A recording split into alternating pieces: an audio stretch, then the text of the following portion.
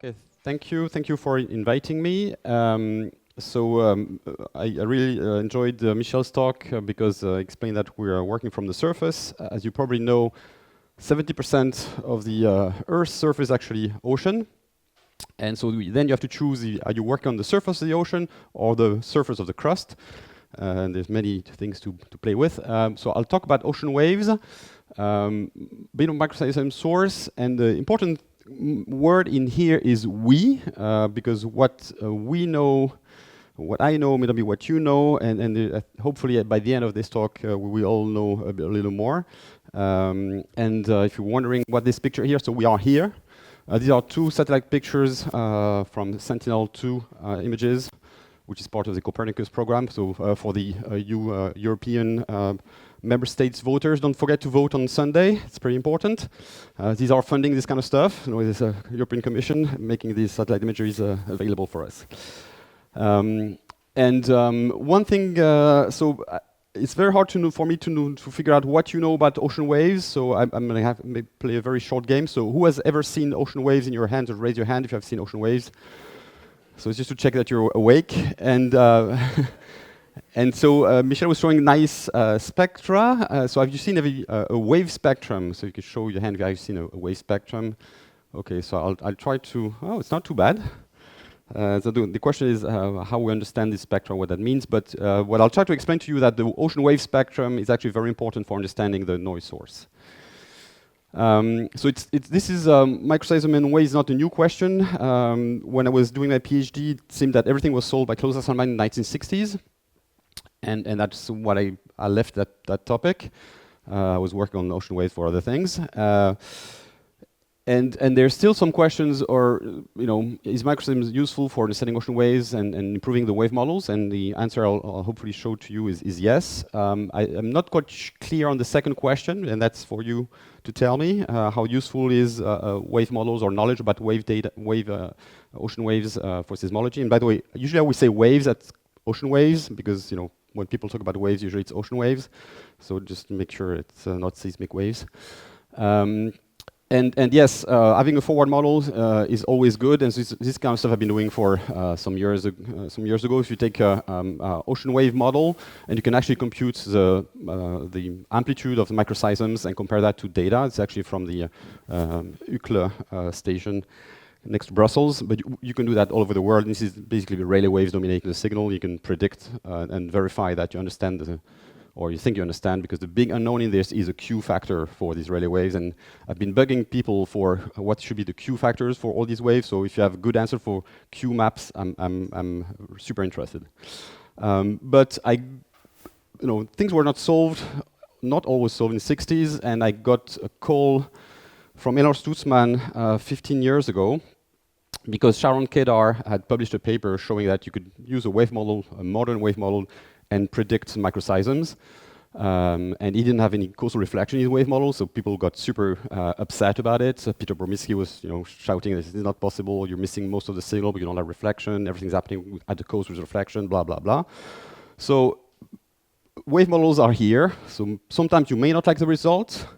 The models can be inaccurate, and I'll talk about that, but I'm sorry that you cannot ignore them anymore. So that's a big thanks for Sharon Kedar and Laurent Sthely and Lucia Gatteri, with whom I've been working on this, and thanks to Michel for convincing me to come back here again after 2 years again. So maybe I'll have some things I'll show you that not make sense because I'm an oceanographer. So if you want somebody to help you translate, and you actually want to make sure these sources, what we compute from the models, make sense, I encourage you to look at Lisa Tomazetto posters, and I have a copy of a QR code with the poster, I think, just out there. So it's a very nice, user-friendly way of just grabbing our model output and doing something with it. So you can actually work from global model output or regional model output at any resolution. And she's done all the work for you, so you can buy her a coffee or a beer, or she'll tell you what she prefers. She's just still a bit of work to be done. So we also have some Arctic polar grid at 10-kilometer resolutions. You want to have the microseism source in the Arctic, you need to do a bit of work to adapt that. And hopefully, we're not the only ones producing model output for ocean waves. There's operational centers that do that better than us in terms of operational ability. I'm claiming that some of our model results are better than theirs, but it's really up to you to judge. And so you could also grab the output from ECMWF if you wanted to compute these things. Okay, so let's go into it. So how do waves make microseisms? So very briefly, this is just one example of a wave-wave scattering phenomenon. So we heard about scattering just before. Ocean waves can scatter against ocean waves and produce all the types of waves. And you can actually have scattering of and interactions of many different types of waves in geophysics. And the best paper about that is this 1966 paper by Klaus Hasselmann in the Review of Geophysics. And so Klaus Hasselmann is actually the guy that made the most complete theory of say, microseisms until recently. And it happens to be also a Nobel Prize winner for physics, so that's a good reason for trusting him, maybe. I'm not going to talk too much about microbaromes today, but hopefully we'll be hiring people soon to work on that. They're actually sharing the same source as double frequency microseisms. And also, I'm not going to talk about primary microseisms and the hum, which basically is the same process, and you can look at these papers, or if you have questions, I also have some slides about this. Hopefully, I'm not going to run over the time. So there's more detail there. So the one thing I want to talk to you about is double frequency microseism mostly. But first, I need to talk to you about waves, because as I mentioned, the important thing here is you need to match the frequency and the slowness of your field. So the source waves, which are surface gravity waves, and the outgoing wave, which is your seismic wave. And so you need to know about what are the phase speed and things about surface gravity waves. So we know that from Laplace, so that the wave period T and the wavelengths of surface gravity waves are related. It's just come from the F equals ma equation. So the pressure gradient is balancing the acceleration, and that gives us that relationship. And basically that then gives us the phase speed, which is the ratio of the wavelengths and the period. With for surface gravity waves in deep water gives you this. And so our surface gravity waves are dispersive. So if you actually have two wave trains which are monochromatic, a red one and a black one here, the sum of the two will be these blue ones. And because they are dispersive, you see that you make groups, and the groups actually travel at different speed from the actual individual waves. Okay. All right, so for example, you take 10-second waves in deep water, that gives you a wavelength of 150 meters, and that's a phase speed of 15 meters per second, which is super slow compared to seismic speeds. And so the big question to make microseisms is how you actually can convert something so slow into something so fast as the seismic waves. And to do this, you need some basically wave collisions. But the other thing I wanted to point out here is that the phase speed of the waves, so that's one example, but in general, the phase speed of the waves is limited by the wind speed, which makes the waves. So the winds over the oceans makes the waves, right? And the waves grow slowly in height and wavelengths. And so when they get longer and longer, they actually go faster and faster. And so it's not enough to have a very high wind speed. You also need to wait a long time for the waves to grow. So for example, if you take a wind speed of 35 meters per second, which is hurricane force, it would take actually 4 days for the waves to actually grow to a phase speed of 35 meters per second. Which means that because these things happen very, very rarely, but they do happen sometimes, we have very, very little energy at a period larger than 27 seconds, which is, stuff much faster than that, a phase speed of 42 meters per second. So that's why you typically have a roll-off of the energy in the wave spectrum towards the lower frequencies. Okay. How do you go from slow to fast? So we just need to do a collision. So you take two people and they make babies. So you have two wave trains and they make microseisms. This is Klaus Hasselmann and Susanne Hasselmann when they were postdoc at Scripps back in the 60s, and when Klaus was working on that theory. And the babies at some age, they actually travel much faster than the parents, so that's your very fast wave. In terms of, so Klaus actually wrote it as a Feynman diagram, like particle interactions. You can also change the diagram like this. So you have one wave train with a wave number k, another wave train with a k prime, and the sum of the two, if they are opposite, can be very close to zero, and that means this stuff is going to be really long wave, and the frequencies add up. So if you have a larger frequency and much smaller wavelengths, it means you have a much faster wave, and that can be resonating with seismic waves. So that's a basic principle for microseism generation. And this is what, so I had my wave groups with the waves in the same direction. Now if I have the waves in opposite direction, you see that my blue groups now travel much faster than the individual waves. And in the limit, when the capital K, which is sum of the two, goes to 0, this phase speed goes to infinity. And you would say, well, these are just linear waves, so why do you actually transfer energy from one frequency to another? Well, this is because waves are not exactly linear. So Bernoulli tells us that the pressure due to waves and any fluid flow is proportional to the velocity squared, right? And so when you take the product or the square or the product of the two cosine, you're going to get a cosine at k plus k prime and a cosine at k minus k prime.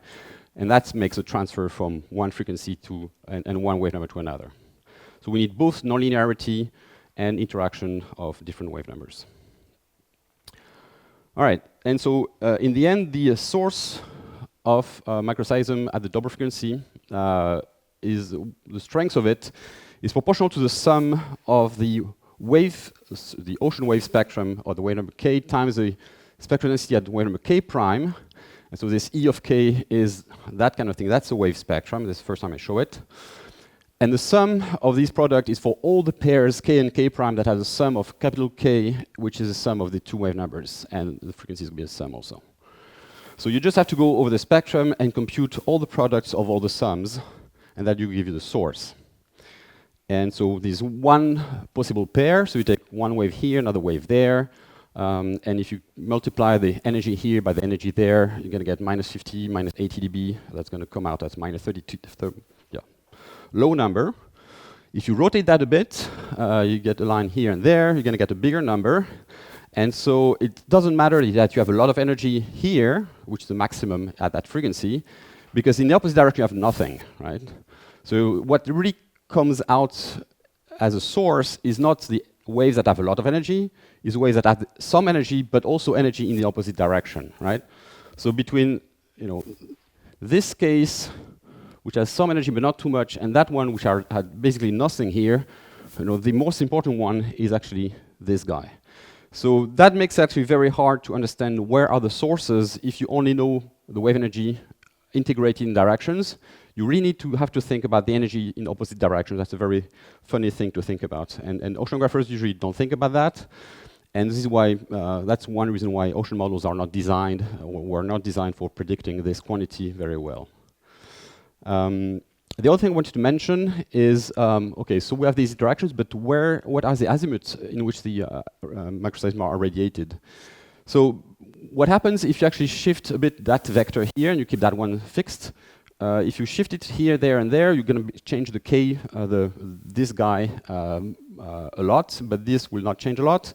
So basically, when you just change that a little bit, it will just go around all possible directions. And this explains that the source of the microseism is actually isotropic, just because the spectrum of the ocean waves I was showing here is actually pretty smooth on that scale. So a small change in this wave number will not change a lot.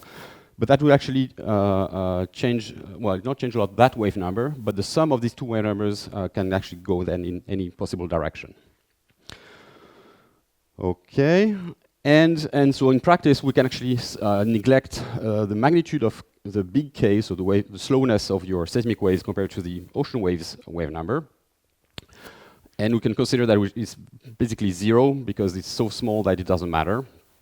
And we usually write off the source of microseism as a function of frequency only. So we remove the K dependency, but it should be there, right? And so we get that equation that is this P2 is the equivalent PSD of the pressure, well, sorry, the PSD of the equivalent pressure when you replace the surface wave motion by just pressure acting on the flat surface. So you can think that, okay, we have waves on the ocean surface, that's very complicated, but all that motion is just equivalent to pressure acting on the flat surface with that PSD. And that PSD is actually given from the wave spectrum, the diagram was showing before, and people like to write it as a product of two terms. One is the frequency spectrum, which is something we can measure, and that other guy is some effect of the wave directions, which unfortunately we cannot measure, but we can predict or try to estimate it. And this is where you see that this funny integral here as a product of the energy in one direction and the energy in the opposite direction. All right. And yes, and you can replace all that by an equivalent point force, because I was showing you that this is constant for k equals to 0. So it's a white spectrum in wave number space. So it's like the spectrum of a point force. And the magnitude of that point force is going to be oscillating point force with an RMS amplitude, which is 2 pi times the square root of this P2 times the area that you're considering and increment of frequency.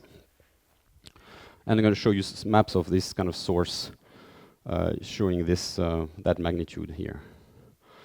Okay, so if we know the wave spectrum, the wave spectrum here is showing you the energy. So here I don't have wave numbers but frequency, but I showed you from the dispersion relation that frequency and wave number are interchangeable. So here we have frequency direction, so the high energy is essentially where we have the maximum of energy at a given frequency. So here it's around 0.4 hertz. This is in very shallow water in the Black Sea, by the way, from stereo video cameras. And we have direction from which the waves are coming.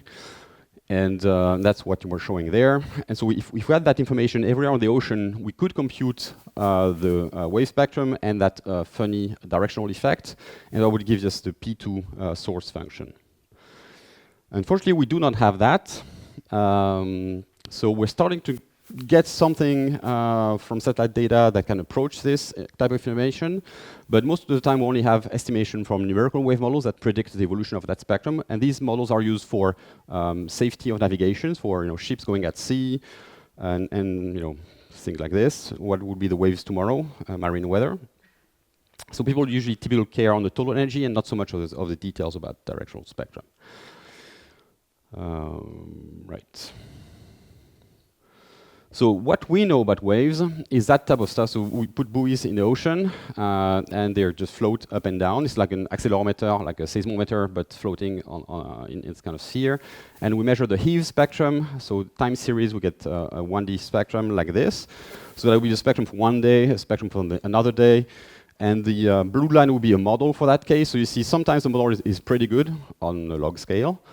Some other days that peak is kind of shifted for some reasons. The wind is off or some other things.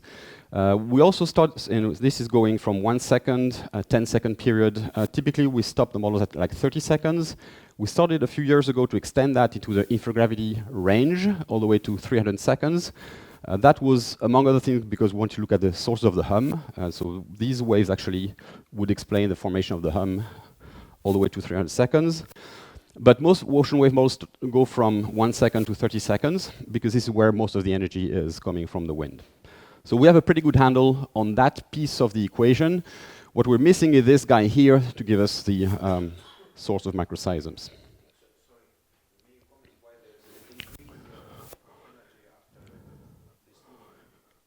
Okay, yes. If you only have local wind blowing and making waves, like in a hurricane or a big storm, you typically have one peak, and the peak of these waves will slowly grow to have a phase speed that will match the wind speed. Then what happens very often that the wind stops or the waves propagate away, and so these waves we call swell. They are not related to local wind. And this is what will happen here. So in that case, we have this peak here is coming from, that will be swell from a previous day. So the wind died down. So then another peak coming from the local wind. And so you can have like multiple peaks in the spectrum because of that.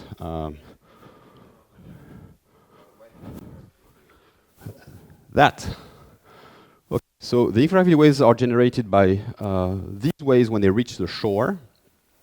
And because they're nonlinear, so they can transfer energy to lower frequencies. And then it really depends on the height of the waves at the shoreline, and then will radiate back across the ocean. And so the level of that from here to there is just like one day there was a swell at the shore, and then the other day there was no swell at the shore, so it goes down. And so it's going to change from hour to hour, from day to day, and that's, yeah. It's highly variable. Okay? Yeah, if you have any other questions, let me know. So basically, we have measurements of the frequency spectrum, and we also have measurements of the integrated frequency spectrum, which is the total energy. And usually we take this 4 times the square root of that total energy, and we call that the significant wave height. And this is measured by satellite. So this is a global map of Australia, Africa. They have the wave height from 0 to 14 meters. This is one day, a particular day in 2014. At that time, we had, I think, like 6 different satellites flying. Today, we have about 10. So we get a lot of data about total energy, but not so much about the breakdown of the energy in different frequencies and directions. So how can you use that information to understand and find your source of the microseism? So one thing you can do to understand where your signal is coming from is to look at the wave spectra. And this is coming from a pretty old paper, 1947, from Walter Munk. And so the first measurements were showing that when you look at the spectrogram, so the energy as a function of frequency and time, so this is from a buoy, which is here in the South Pacific. So you can see the energy, the frequency growing from 0.5, from 20 seconds here to about 10 seconds in a few days. And if you look at seismic stations on land, so JTS is in Costa Rica, and this one is Mexico, you see very, very clearly the arrival of low frequency and high frequencies. And this is because the waves are dispersive, so the large period travel faster, so they arrive first. And that event is the same as this event and this event. But what you can see is that in the buoy, we have a hard time getting anything at frequency below 0.005, so 20 seconds. And something you can actually do here with the primary microseisms in the data, and that would be a double frequency of that. So that swell and the slope of that line can actually tell you where the storm is. And you can triangulate the different observations to find that the storm was there a few days before using these equations. So the distance to the storm is related to the period and the rate of change of the period with time in your record. And that's the distance and that's the time which is done. So you can do that for any example. So if you have some example, so here I almost randomly took a point at 0 latitude and 0 longitude. And you look at these arrivals in the energy.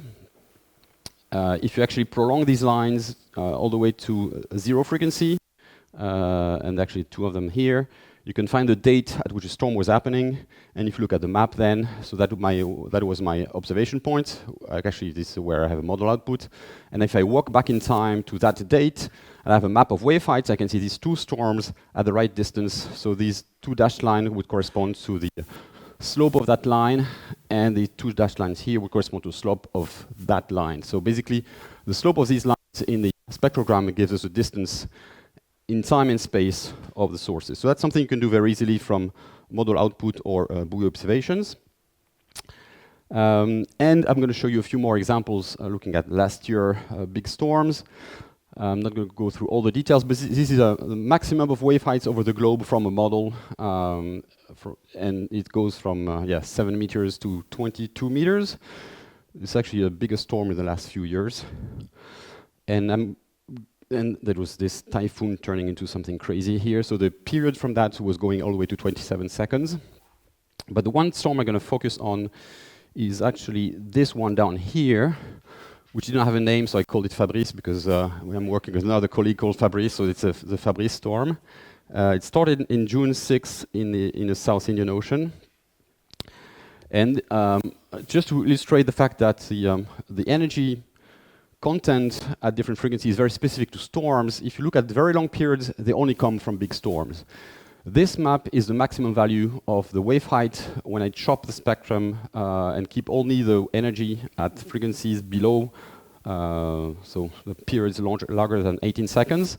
And you see all this event here is related to this storm in the South Indian Ocean, and you can see the swell actually will go all the way, and you can actually measure all the way to Alaska, which is 18,000 kilometers away, from, like halfway around the globe. And if you look at an animation of that, I'll have to pause that. I don't know how much longer I have. And of course, it's super hard to click on the right place. All right, so this is June 4. So the top left panel, I'm going to walk you through this. Okay, so this is a peak of the storm. And okay, I'm losing my... that would be easier with a mouse. Let me Okay. So this is almost as a peak of a storm. Can I pause this? All right. So here you have the total wave height. So you see that you had a big maximum here at the peak of the storm, then it goes away and goes down. This is the energy only for periods larger than 18 seconds, and you can see that you have this very spurious, this very visible energy there, which is kind of, yeah, you still see it there, but so that's only the very long periods. If you look at this microseism source with reflection and without reflection for these large periods, you would see that you have this is 50 dB, right? So this biggest source is right there when they swell hit the coast. That's due to coastal reflection, so it sends energy back in the opposite direction. And if you don't have reflection in the source or in the wave model, you would miss most of that source. And okay, let's try that again. All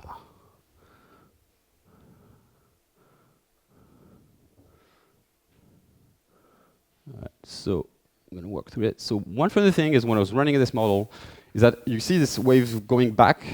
So in my model here, I have 10% reflection of the energy at the shoreline. And so most people would say that 10% reflection is actually crazy, too much. And I would have thought, yeah, that's probably overestimation. And typically what we've done in the past 15 years is to run models with reflection. We can make it pretty high, it doesn't really matter, and without. And then the idea is that because there's a big uncertainty on the reflection, we combine these two simulations to say, well, the reality should be in between these two. And so that was how far we got until a few years ago. And yeah, and so if you look at these very long period swells, then they travel and they go all the way to the other side of the globe. And maybe if I just go back in here. So there's some funny thing happening here. You see these three bands. This is actually an artifact of the model. This should be more smooth here, so I'm actually working on fixing this. There would be sources of microseism due to that here. And here you have almost nothing because there's no reflection, there's nothing going against it. So that at these very long periods, the reflection at the cone as shoreline is super important for getting the result. How much I'm doing on time?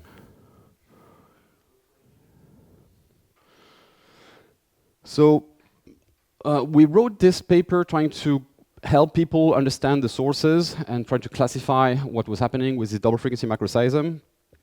And I think it's helpful, but maybe still misleading, so maybe it's worth I try to go over that. Basically, we try to differentiate it to what's happening when you have, okay, if you have, forget about this part here. So imagine you have one storm. At each place of that storm, so point A or point C, when the wind blows, it actually makes waves in many different directions, right? And so we'd always make waves, a little bit of wave, in opposite direction. Even though the wind's blowing like that, you actually have waves going 90 degrees to the wind. And it is typically what I would call a class 1 wave generation. Just the wind blowing by itself would just make waves in opposite direction. Usually, the waves 90 degrees to wind don't have so much, have a pretty low energy level, except at high frequencies. So at high frequencies, this is actually the main source of sources typically. But then what happens if the winds start to turn, then when the wind starts to turn, the waves that were here are going to hit new waves coming there, and actually that would enhance that type of sources. So in turning winds, yeah, the spectrum gets a shape that makes it easier for waves to be in opposite direction. So that would be my class 1. The class 2 type of source is just due to coastal reflection, so that's easy to look at. So you can run the model with and without, and you see what happens. The issue there is the magnitude of the reflection is not very well known. It depends on a lot of parameters, so the slope of the shoreline, the wave height, the periods, and other things. And then the class 3 is the fact when you have two storms. So one storm is going to send some swell, the red lines here. At some point, these waves will travel, and they're going to maybe run into another storm, and they will be facing and opposing waves in that other storm. These are typically the strongest sources, right? But maybe they are not that frequent. So you can think about these things, and actually, in some case, when the same storm moves and the wind turn, it's kind of hard to say, well, is it that or this? So yeah, it's not there's a lot of gray zones between these different classes, but that was meant to be helpful for classifying what happens. What really is important for the source is what the shape of this wave spectrum is locally. So you need to have waves in opposite direction. That's the basic story.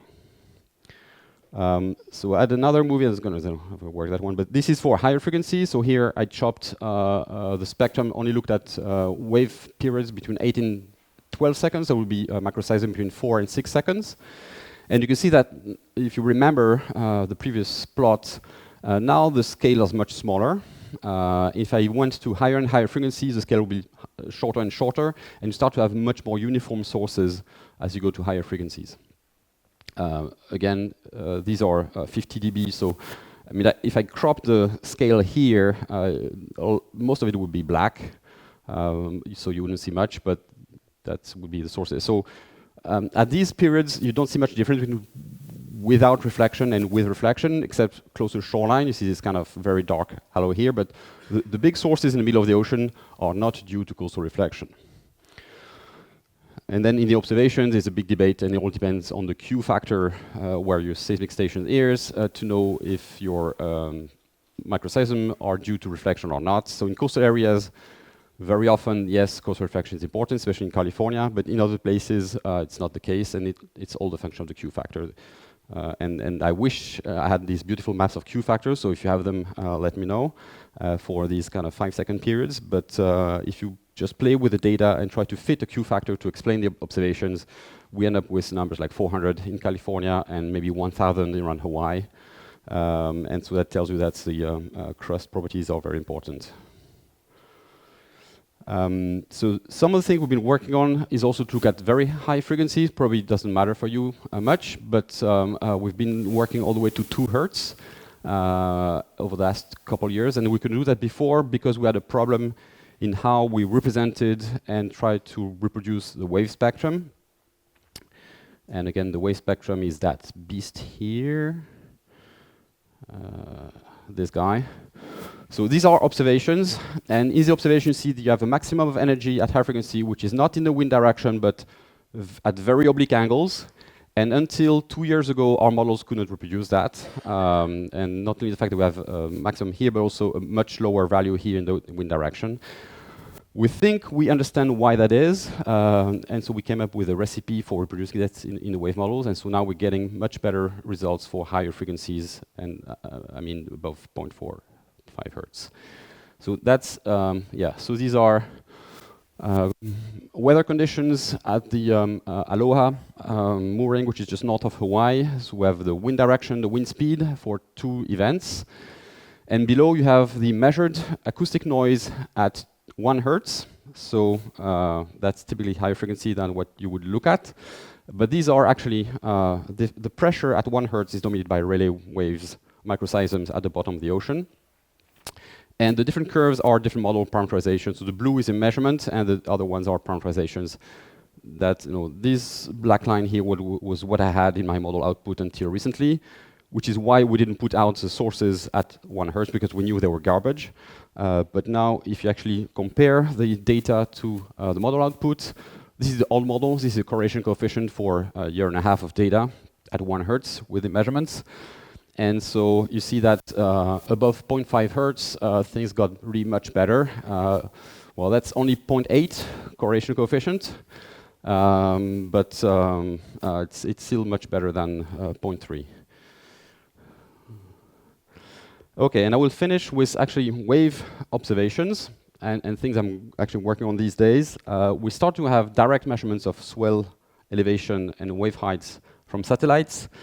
These are 50 kilometers across, and I have 2 of these because the satellite is passing this way and then that way, and we are in the middle of the Pacific. The New Zealand will be back on the bottom, and New Caledonia will be somewhere in here.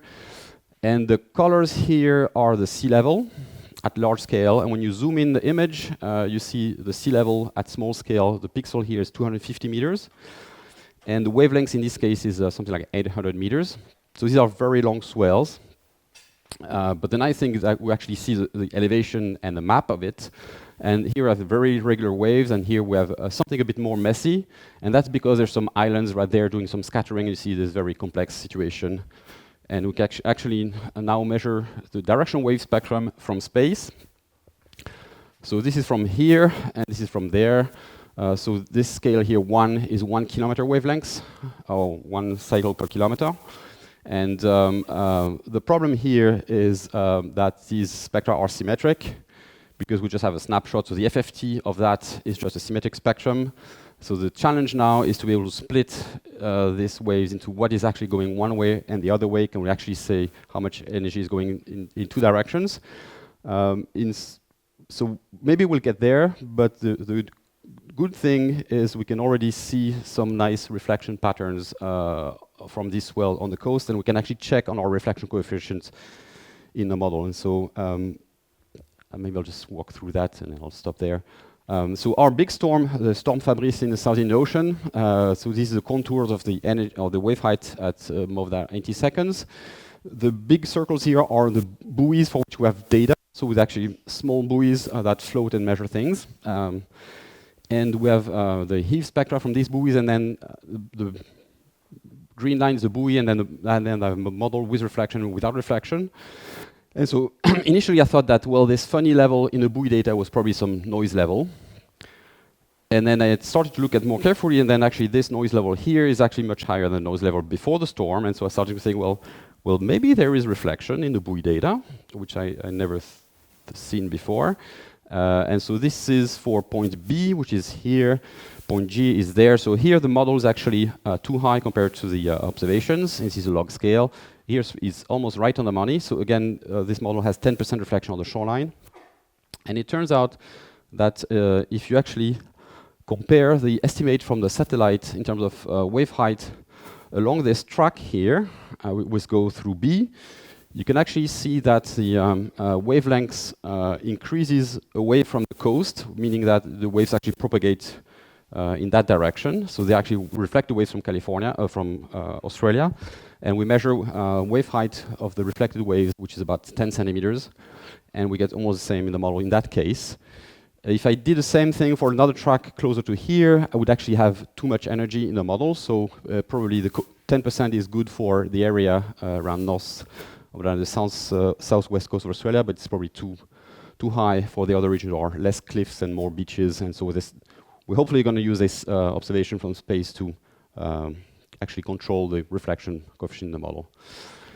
So this is a summary of what I have. So we can actually compute microseism sources, in particular double frequency, but also the primary and the hum, and not only the Rayleigh waves, but also the body waves. And so here I just only focus not so much on the source, but the equivalent pressure at the surface, and then you can convert that pressure into whatever seismic phase you want.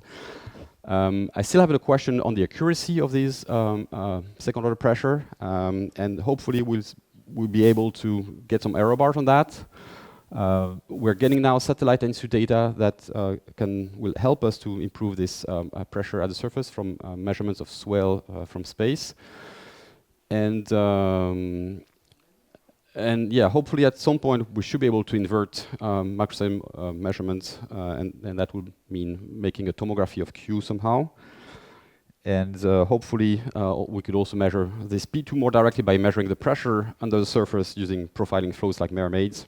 And that's some of the stuff we propose actually for this ERC proposal. And I will just finish with a movie of following the swell from space with this satellite SWOT. So this is a interferometric system. So we're going to fly from New Caledonia to New Zealand, and you're going to see on the right side the surface elevation. Then you also have the, and if I don't start it, it's not going to start, I guess. Right, here you go. There we go. So that would be, surface elevation, that's the surface backscatter, that's the usual SAR image that we use for ocean wave measurements. And you will see as we go over the lagoon of New Caledonia and then away to New Zealand, you'll see the swell doing some funny things. And the spectrum of that will be this panel here. So that's a Fourier transform of the surface elevation, and that's a model prediction. And one of the difficulties is to highlight where the wave is coming from and where they're going to, but that's it. So it looks like blue jeans. So I called it the ocean wears denim. So I have a full series of YouTube of that if you want to look at it.